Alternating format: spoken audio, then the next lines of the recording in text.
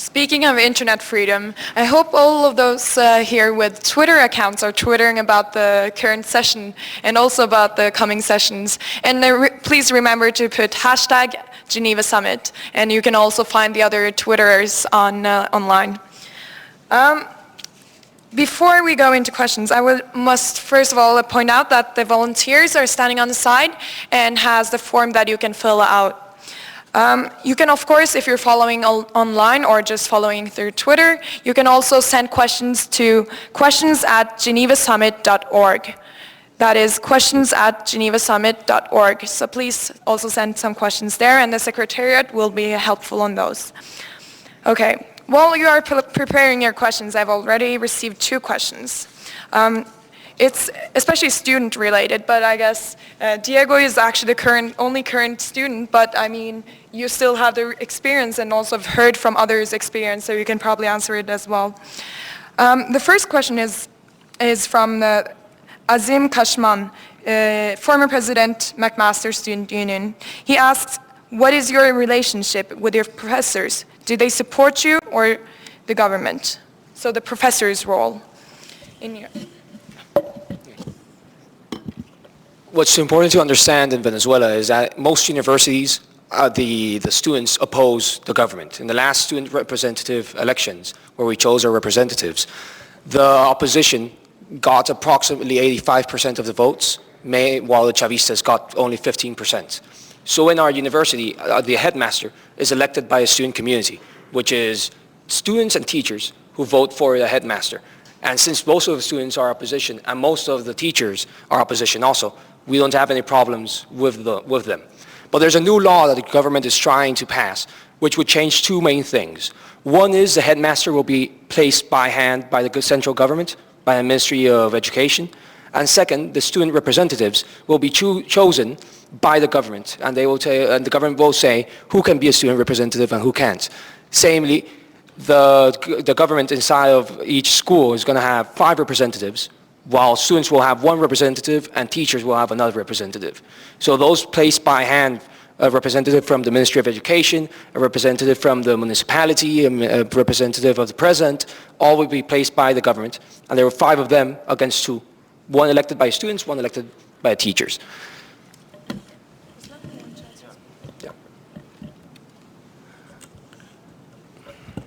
Actually, back in my student years, I was socially active within the university as well. And my university was very corrupt, morally and money-wise. So, when the professors and the deanship would realize that you are actually doing well in your classes, you are morally and quality-wise higher than they are, they will have this certain sympathy towards you. But it will a lot of times depend on how you are able to communicate your difference to those people. So there always, it doesn't matter how limited the environment is, how blocked the environment is, how corrupt the environment is, there are certain ways of finding a communication channel to the people who are in power or who are the professors. Thank you.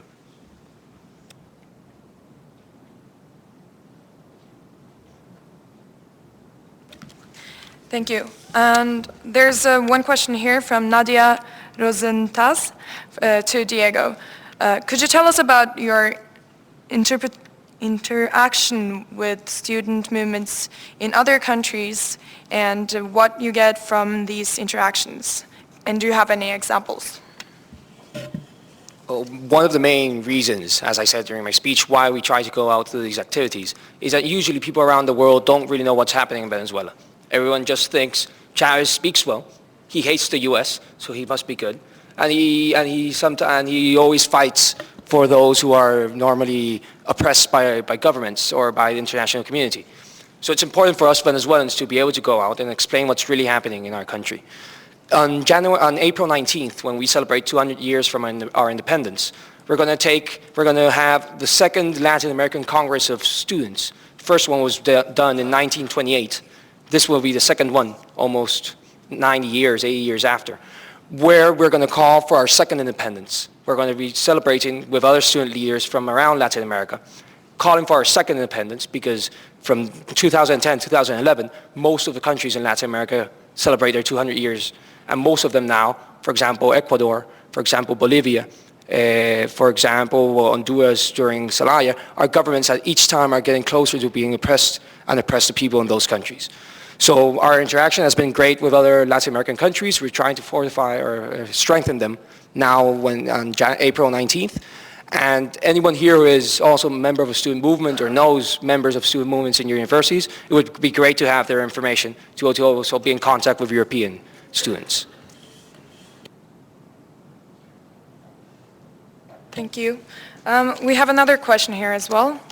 This is to all panelists, and it's from Noah Koshman, Chair, Canadian Federation of Jewish Students. He asked, first of all, one of the principal obstacles we face in is student apathy.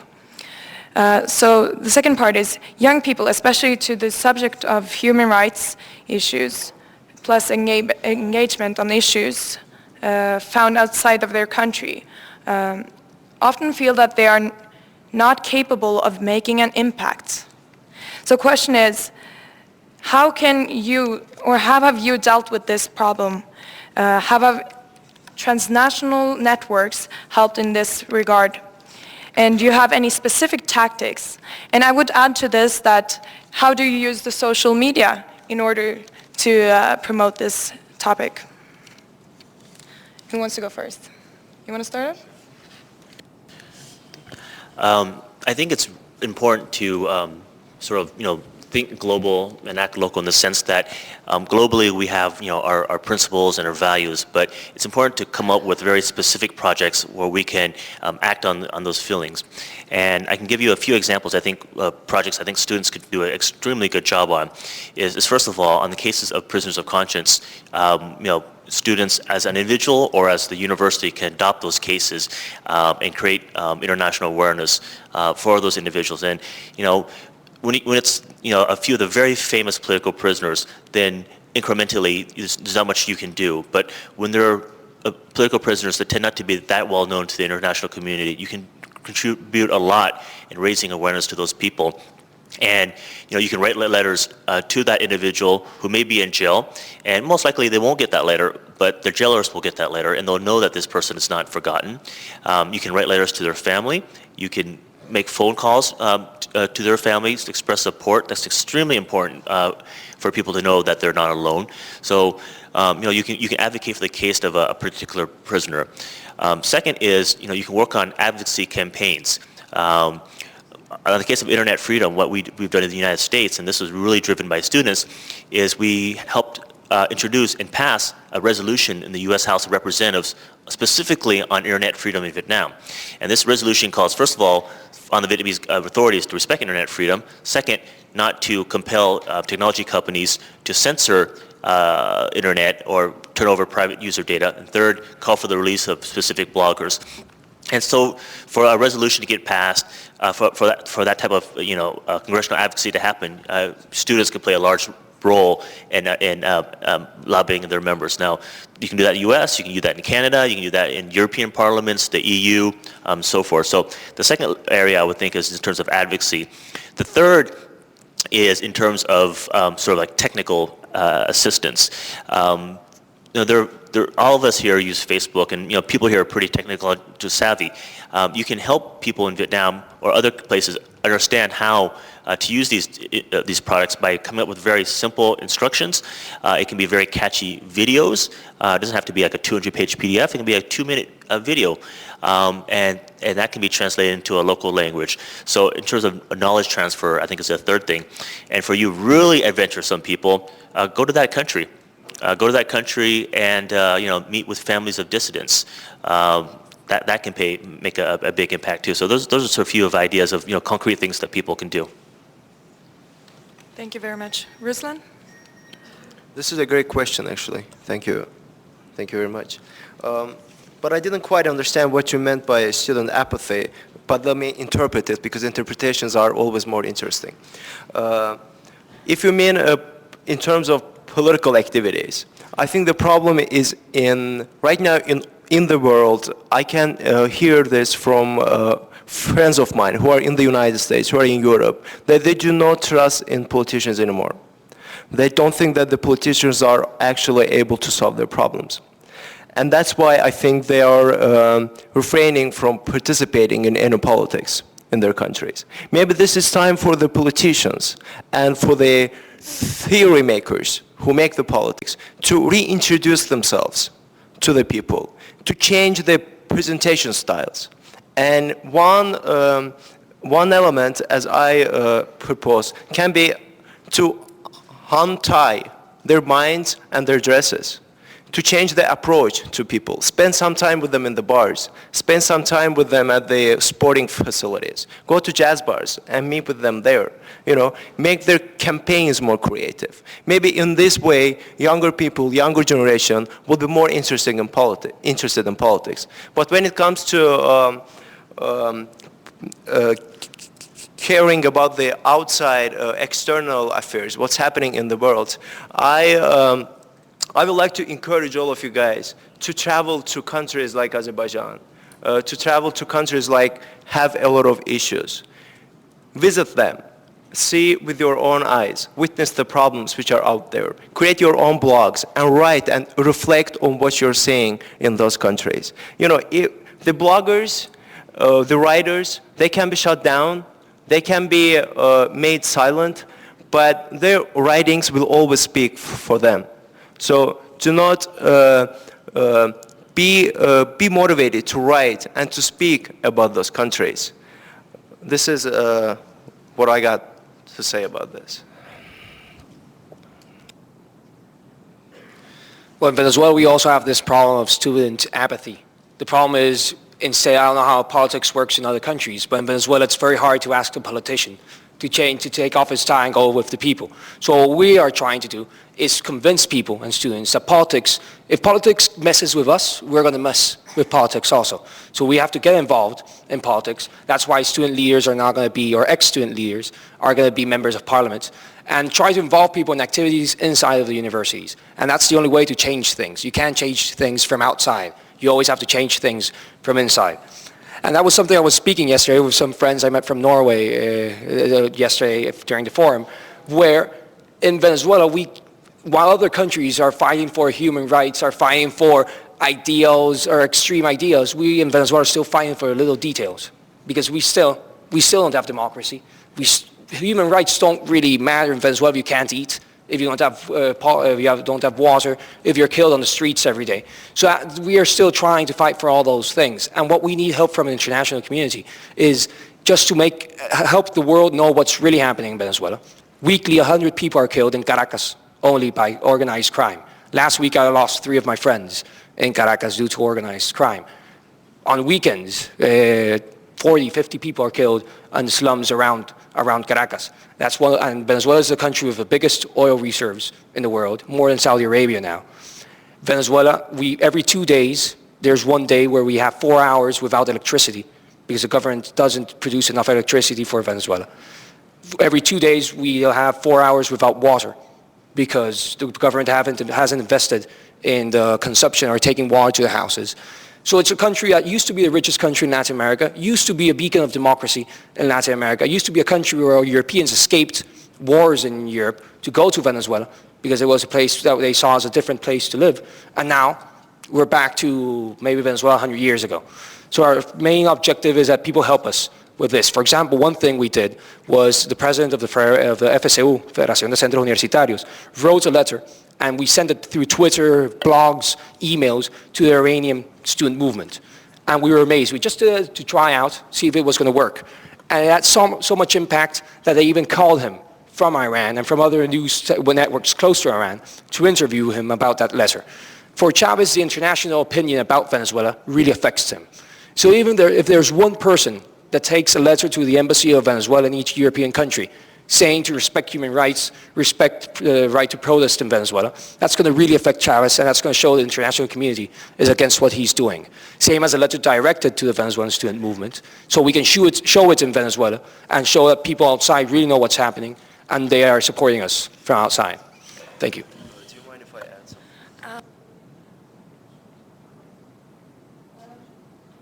The next question is from Cindy Tan from UN Watch. Vietnam is rated as one of the least free societies in the world. How does a resolution in the US promulgate action at the governmental or multilateral level? Does the participation of youth make an impact? Yeah, I'd like to make two very short points on this. Throughout today and yesterday, we heard from a lot of activists and victims from many countries, and usually the theme is we need a lot of international support. But I would submit that ultimately, for a struggle to succeed, it has to work with the people on the ground. There can never be an international solution for a democratic struggle of any country. It has to be of those people who make the sacrifice and who want to see that change. So ultimately, it has to be people on the ground. Now, friends in the international community can play a big role in supporting those movements. So it's important for all of us with a conscience, to advocate. And how does a resolution in the EU or the US Congress help? Well, it does do a lot, because even authoritarian governments need to do business with the world, and they're conscious of their public image. So outside pressure does moderate their repression, and it affects their future behavior, because they're always weighing the pros and cons of arresting a dissident, of issuing a long prison sentence. So in a nutshell, there's a lot of evidence, and especially I've seen firsthand in Vietnam, that congressional pressure of the U.S. plays a very positive role. Thank you. Thank you very much. Then we have the last question, and please be brief. Thank you. Good morning. I'm Regina Ruiz, Unimedia, Italy. First of all, thank you very much to the organizers for having given this space to the youth that bring a lot of newness, a lot of courage for change, and a look at the future, and a lot of zeal and enthusiasm. Lots of good wishes for the two Vs, Vietnam and Venezuela. I'd like to make two questions to Asimov, to Ruslan. If the last video can be translated in different languages. In Italy, surely the only difference would be, it would be rivoluzione, so there would just be a difference with the Z and the I. And then there's revolution in the Latin languages. And I don't know what the other languages like, well, the other non-Latin languages like Dutch and German and et cetera, Norwegian. And then looking at the program, Ruslan, it says that I just looked on the internet now. The OL/AZ.org is not working. So if you can tell us to announce to all of us what will work, so that it'll be much easier to get in touch with you. Thanks for the invitation, for coming to Azerbaijan. Maybe if you tell us how to do that in detail, it would be easy to maybe bring groups of youth and non-youth to your country. And then a question for the Africans present here, based on what was said about the Thai.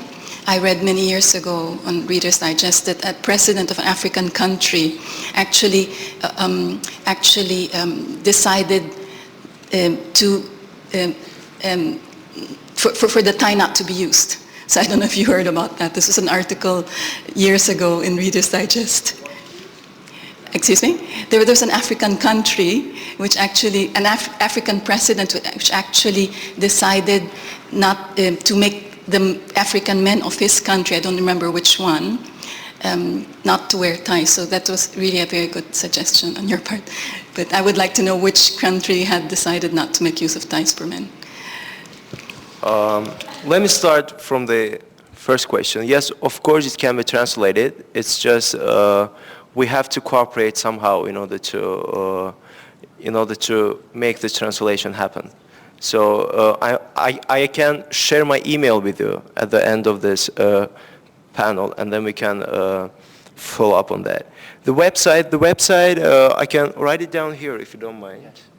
In order for everybody to know. And also there, you mean? It's written here under your name. Yeah, but a different way of getting there. It's yeah. www. You know, we talked about different channels, right? So www.ol. How do you go? When you open that, it said that it's under construction. It will lead you to the blog. So it'll come in the future. Blog. Yeah, like when you open that website, it tells that this is under construction. It will lead you in 10 seconds to the blog. So it will take you to the blog. I mean, we can talk about this at the end. Let's not take much time. And about the third question, the tie in Africa, you know, by untying, first I mean to untie our minds and untie our values. You know, to open up our minds, to open up our hearts to people. You know, in order to include, not chase people off, not scare people off, but include. And I do not believe that the people who refused using ties, wearing ties in Africa, they actually first untied their minds and their hearts. So first let's untie our hearts and our minds, our values, and then get rid of these ties and go spend some time with young people out there and communicate our concern and also receive their concerns about the politics. That's what I basically meant. Is that satisfying enough? Yes, I meant it in a positive way. Yeah. So in a positive Thank way, you. let's first untie our hearts, our minds, our values, and then get rid of these ties. You know? Thank you. Thank you very much. And lastly, some of the speakers want to share their web pages. So if the Secretariat can put this on the screen. So please do write down the different web pages of the different panelists. I hope all of you have now gained some ideas, and most of all, some inspiration from the next generation. And I also hope that the intergenerational dialogue will continue on, and that we can continue on the fight for democracy, for human rights. Thank you very much.